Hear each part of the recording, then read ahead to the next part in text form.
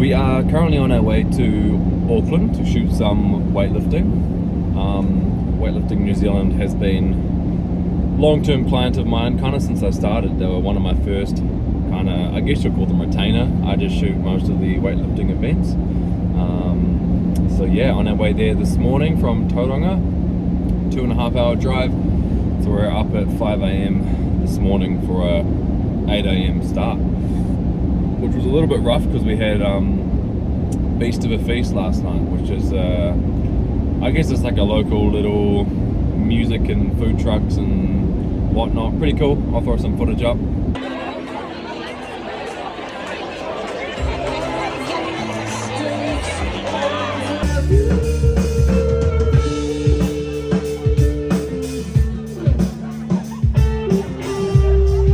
I was taking a few snaps while I was there too, so it's good fun, but meant this morning was a little bit brutal. I've already finished my musashi before 8 a.m. So yeah, it's going to be a long day, but I always enjoy shooting weightlifting.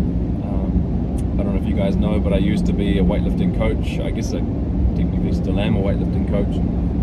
But before I started the whole photo video lifestyle, that was my full-time gig, so coaching full-time. So it's always nice to get back and see all my old friends and get amongst it. But yeah, almost there, about 15 minutes away.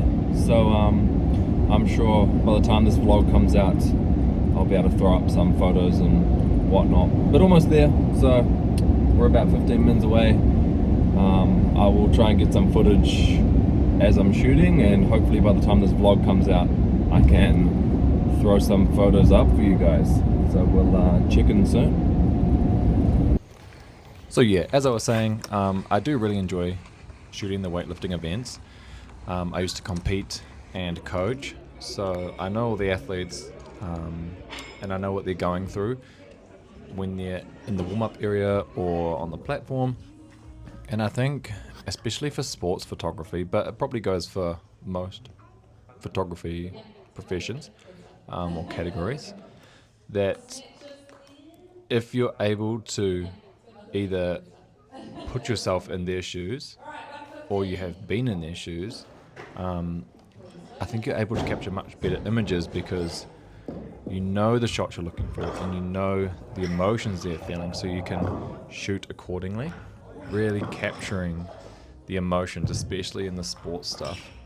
Being able to capture the emotions of the athletes, to me, is my favorite part of shooting sports. But yeah, it was a good day, a long day. The lighting in there is pretty average, but it's consistent.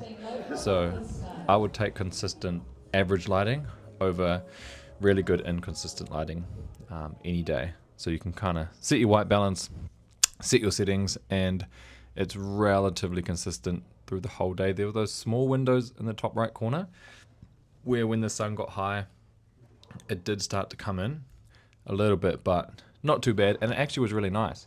It added a bit of a rim light to some of the athletes, so I actually really liked it. I'll see if I can throw some photos up, but yeah, all in all, pretty good day, pretty cruisy. I was pretty tired by the end of it, but yeah, we made it through.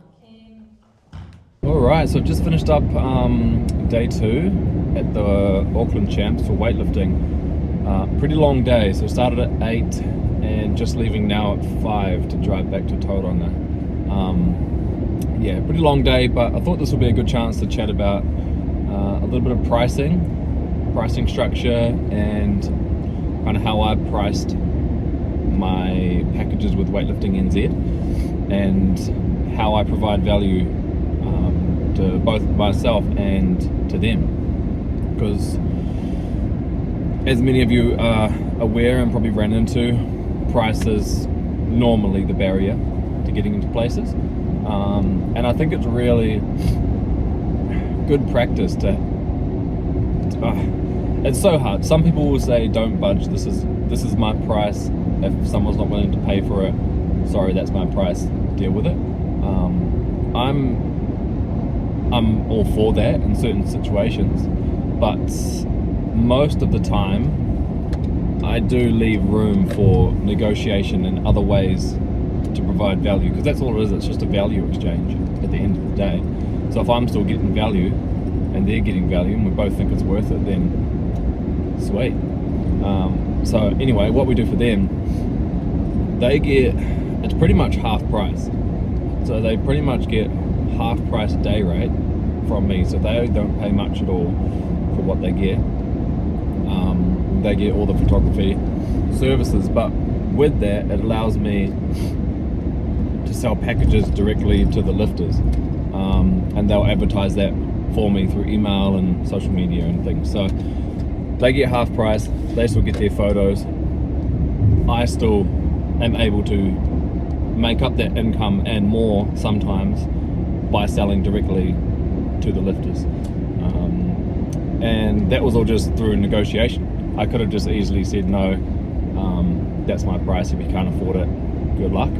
But yeah, we got around it. Everyone's happy, I'm happy, they're happy. Lifters are happy because they get more photos. Normally they'd get 2 or 3 photos, which they still do. That's what Weightlifting NZ kind of pay for. And then now they have the option to get more. So really, everyone wins in this situation. So yeah, that's something I've kind of, since day dot, have always done, is negotiate the price. But I do think I'd probably lean more towards the negotiation, and in certain situations I need to learn to be a bit more rigid and say no more, which I am getting better at. But yeah, like I was watching one of the Moorfield videos, David Moorfield, and he kind of talks about, like, if you're free, if you've got nothing on and someone offers you a job, why would you not take it? Like, if you're going to be doing nothing and someone offers you a job 20% less than the normal rate, you'd be silly to not take it. And I'm also on board with that, so I kind of run with that. But yeah, I'm going to carry on driving, stop in for some dinner, and I'll see you at the next shoot, whatever that is. So if you guys haven't set up your 123, if you have a Sony, you'll have 123 on the top. If you haven't set this up, you are missing out, my friend. So basically, for a job like this, where I'm running around up and down ladders all over the show, I don't want to bring this. This is my main video rig, but it's just too hard to run around. And then I also am doing stills at the same time. So I'm trying to get stills, I'm trying to get video all at the same time, running around. So all I do is take this single camera, which is the A7 IV at the moment. That's the A1, but again, yeah, I just leave that rigged up. So when they need stills, this is the camera, or for the hybrid, this is also the camera. So basically, back to what I was saying, 1, 2, 3. So all I do, I set the camera memory on 1 is ISO 1/1000. No f-stop because there's no lens on it, but it's 3.5. Then ISO 200, but you can set that to whatever you want. So when I put it on 1 on camera, it's on this mode, and then I have the video mode set to 1 with my video settings. So ISO 800, 1/160th, and then it was f2.8 there as well, and that also activates the picture profile. So yeah, set those up, good to go. Really, really easy way just to switch between the modes. And how you do it, it's in shooting mode, and then once you set your memory or set your settings, you just go camera set memory and hit OK, and it will, yeah, save all your settings. So super easy, literally one camera, 124-70, and just run around, job done. So here's some of the images, just like boom, boom, boom, and just some generic like bunch of videos and log. Easy.